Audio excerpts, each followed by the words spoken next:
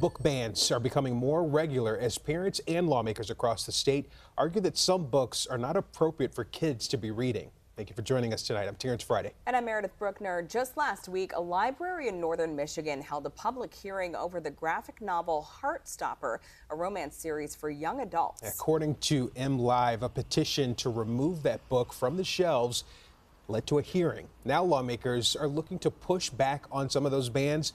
A new set of bills would set a statewide standard for books on those shelves at your local library.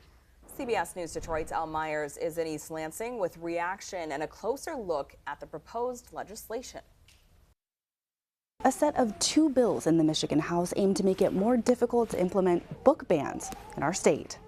The bills, which have been introduced by Democrats, would set requirements before books could be removed from shelves at community and district libraries, but not school libraries. Depending on what they're banning, I mean, if they're banning pornography, I'm all for it, but if they're banning our history, I'm definitely against it. The set of bills, also called the Freedom to Read Act, would limit who can challenge library materials to residents of the community, require challengers to certify they have read or watched the material they want removed, require library directors to decide what is on the shelves, and only allow libraries to approve removals if the material has been determined to be obscene by the United States or Michigan Constitution. In a way, it's better to view it more as a conversation between patron and library because we want to hear their voices. And a lot of times folks are just wanting to be heard, and this is sometimes the way that they feel most able to be heard. Vasquez Garrett tells me while libraries like hers already use some of those requirements outlined in the bill package,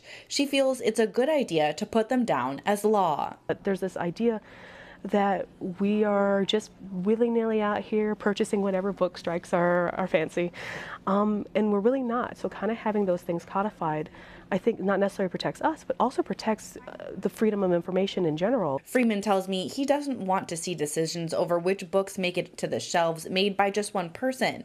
To him, it's important, he says, to think of his granddaughter. I want her to know the true history of our country. Reporting in East Lansing, I'm Al Myers, CBS News, Detroit.